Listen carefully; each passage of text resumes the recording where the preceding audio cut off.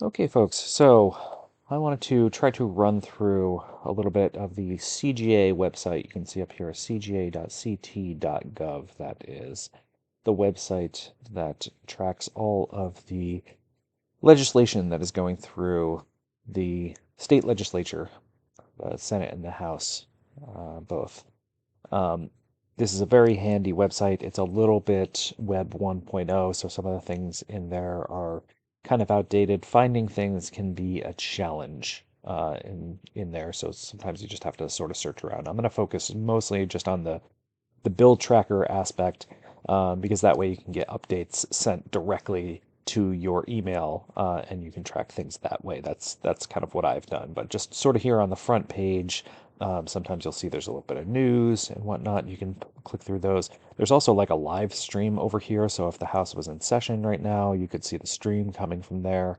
If the Senate was in session, you can also go to the CTN website here. CTN is kind of like a state public access channel that streams all of the government media. So there's videos on basically everything that takes place in there, whether it's a press conference, whether it's a committee meeting, yada, yada, yada. It's all on CTN at some point. They also have YouTube channels if you want to dig deeper into that stuff. If there's anything where you want to like check what somebody said or what was going on a certain date, like it's documented somewhere on the web and usually with a video to supplement it.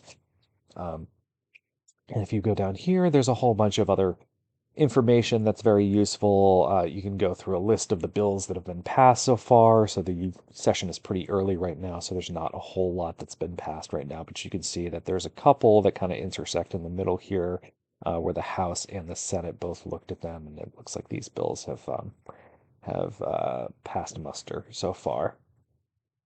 Nothing's been signed by the governor yet. That's kind of the final step in making sure that the bill actually does become a law. Um, You'll also see lists of the House bills that were most recently passed. So this is all just going to be like ones that were passed. Well, this says 127, which is actually tomorrow.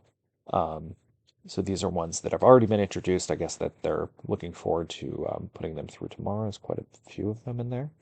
So you can take a look at those. Um, they do have individual PDFs of all the different dates. There are ways that you can sort of search for the bills themselves. It's a little difficult, even with this website that has all this information, to find the data that you're looking for.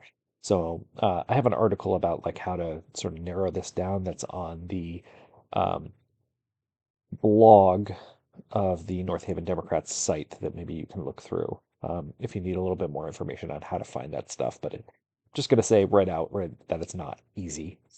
You also see sort of the schedule of events. So this is kind of everything that's going on within the government buildings this week. So there's a lot of stuff happening. But if you knew, for instance, that there was a public hearing for a bill that you really wanted to follow in the Human Services Committee, you would know that right over here they're meeting at 9:30 a.m. They're in room, it says over here 2A, and it's also going to be on Zoom. Everything is usually on Zoom as well. So if you ever want to give public testimony, you do not have to go up to Hartford, although it does, I think, show your commitment if you are able to make it up there and be in front of the room with a lot of people, especially the more of a subject matter expert you are, the more likely they're going to listen to you and take you seriously. Unfortunately, you can add this to your calendar. There's all sorts of other stuff you can do there. But right now, I think mostly what we're going to be focusing right out here is bill tracking. So we're going to sign in.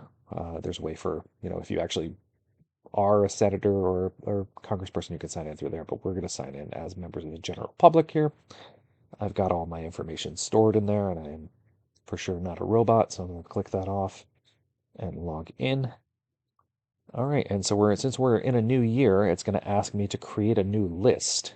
So I'm just going to put this in. I'm going to put 2025 session, do something kind of generic like that, make a new list name, and we're going to get to the work of adding our bills in here. So this also has a notification option in here. I like to get notified by email. I get notified nightly. You do not have to do that. You can just have a report generated like once a week or something like that, that kind of lets you know what's going on. If there are any, the PDF that you get will have any changes that are made to any bills. So like if it advances one stage or if a new bill gets introduced through a legislator that you're tracking, it'll show all that stuff. And usually most of what you get throughout the session are not a whole lot of changes going on. It's just kind of, you know, the status of everything, and everything stays pretty static until the end of the session when there's kind of a flurry of activity as they try to get things out and get things passed. Down here in terms of the trackers, you can add bills that are introduced by somebody, you can add bills that are co-sponsored by somebody, or you can look them up directly through either a keyword or the bill number. Keywords are a little tricky to use. I've found that in the past couple years, they really haven't been updating the site very well to use keywords. So you're really going to want to get those bill numbers if you have them. So I'm going to look up my legislator in here. There are ways to look up your legislator, if both on this site and many other sites too, if you don't know who that is. But my legislator, I have two of them actually. Let's start with the one that's earlier in the email. That's Paul Ciccarella. He's my state senator, unfortunately, and we're gonna add him to say any bill that is introduced by Paul Ciccarella, we're going to be following it now. So I'm going to get updates on anything that he introduces into the session. Sometimes it's more than you would think. Anything that he co-sponsors, I also want on there too. So I'm going to put him down as a co-sponsor, and we're going to add him to my list as well. I'm also going to add my House representative, who is House Representative Yacarino, who's way down here at the bottom of the list in District 87.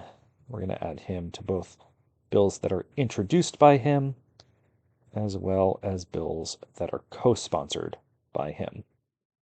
This is not going to tell us, what bills they vote for and how they vote for. To do that, you're going to have to look up each bill individually or track, the days, whatever is going on during the day, day by day.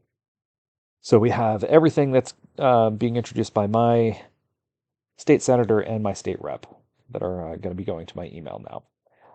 And then in terms of the bill lists, there are two ways that they will always start. One of them is going to be HB, and the other one is going to be SB. Those stand for House Bill and Senate Bill, so it's an easy way to remind it. And then it's usually going to be dash.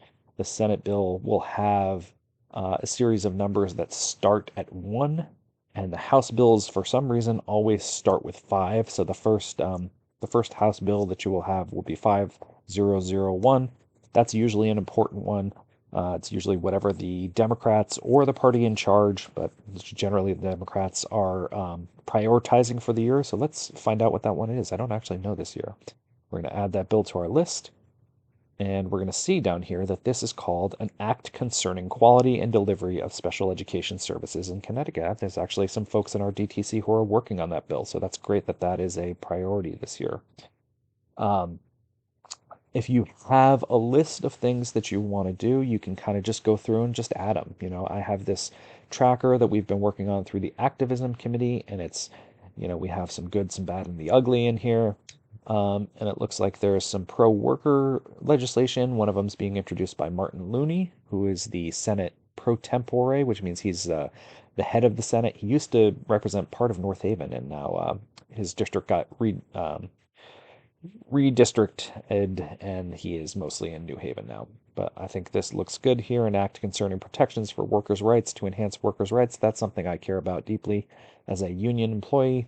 So I'm going to do SB. I think there's a lot of zeros. I don't think it has to be that many zeros. I'm going to say 008, and that should come up with what we need. You might even be able to put in SB8. We'll see how that goes. Yep, just SB8 you could put in, but it looks like it accounts for the zeros as well, too. An act concerning protection for workers' enhancement and rights. Now, if you want to take a look at these, just make sure that they're the right ones. This is, you can open up the bill here, and it's going to show you what the actual bill page is. This has a lot of really useful information as well, too. So it shows you the name of the bill. Usually the name of the bill will give you sort of a clue as to what it is. There's also a little description underneath it that'll give you even more of a clue. And if you want to get even deeper, you can go into the actual language of the bill right here under where it says text. The proposed bill. right now things are just being introduced, so they're not really super fleshed out. This is probably going to wind up being, a 40-page document when it's done with all the different things that they want to include in it. The earlier bills are the ones that are lower docket numbers tend to be kind of omnibus things that have like a whole bunch of different aspects to it. You can see that this has been introduced by 2 state reps. If there were co-sponsors, they're all going to be down here. I'm guessing these all look mostly like Democrats. Um, that's going to show you that this is kind of like one of the main priorities of Democrats this year. If there have been any actions taken, and it looks like maybe there actually was over here, it'll be under committee actions. If there's ever a vote on a bill, maybe I can pull up an old one or something like that.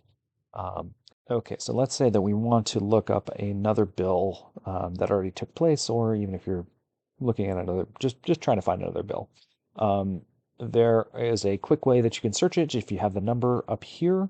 The one that I'm going to look up is from way back in 2019. We're going to look up SB 992. You can look that up. And here it comes up. Here it's an act concerning the Trust Act. But another thing that you can also do is if you look up here on the URL, it's going to have this kind of coding here where the bill number equals blah, blah, blah. We're going to put SB 992. And if you know the year number, it says down over here which year equals. You can also put that in 2019 there as well. And the same thing will come up here. So we looked for this bill here. The Trust Act, which the Republicans are trying to get rid of. It's something that protects undocumented folks, refugees, and immigrants from being harassed by the federal government if they happen to, oh, I don't know, pass a bunch of executive orders and cruel laws that target them. This is something that, you know, has made our state a really safe and welcoming place for all sorts of folks since it was passed. But of course, the Republicans are trying to revoke that here. But you can look through all here. This was one that was introduced by the Judiciary Committee, so they were the ones that were working at. There's fiscal notes over here. You can read each one of those. Some of these amendments may have got passed, some of them didn't. You can see which amendments were called here, and each one is going to have information on whether it got passed. Down here, you can see what the final votes are. Those are usually the ones that are like the last one. So this is the House's one that wound up passing. The last one is the Senate one here that wound up passing. So we can see in the House here, this is everybody that voted on the bill and how they voted on it. You can see the Democrats are usually listed over here. In general, they all voted for it. Looks like maybe there was one person that didn't. Over here, the Republicans, they all didn't vote for it, including my rep over here, Yacarino. So you can see the same thing on the Senate side as well. It'll also have a more full version of what the bill looks for. Since this one already passed, it's now moved on from a bill to a public act that's been signed by the governor. And you can see exactly what the law looks like. This is the binding law as it exists right now. You can sort of read through that one. You'll also see a more full bill history down here where, the latest thing is that it was signed by the governor June 18th, 2019, but there's all this kind of history of people trying to introduce amendments, them getting rejected. A lot of times people will try to tack things on because they know it's going to pass, trying to make the bill into something that it's not, or add things that they wanted to see that are not getting called forward for other reasons. That happens a lot.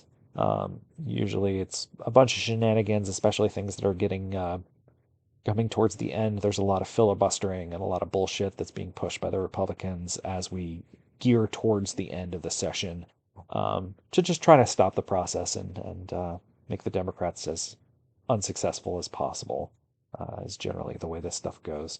You can see that there was a public hearing that was held on March 8th.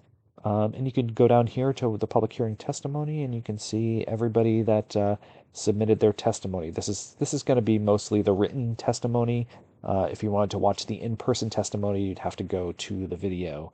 But if you wanted to see what any of these individual people had said, and this could be you too. A lot of people, I've submitted a bunch of testimony over the year.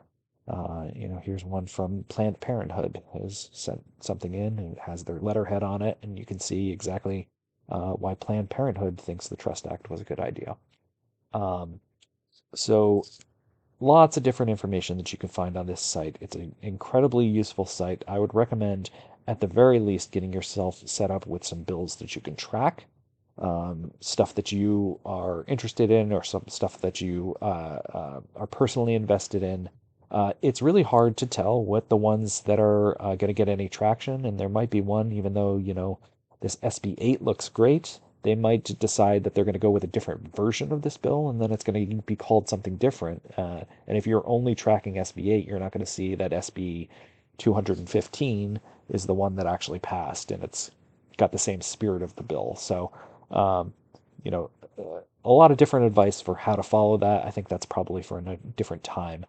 But if you have any questions, definitely reach out. You can reach out to me, Tim Gabriel, or at info@northavendemocrats.com.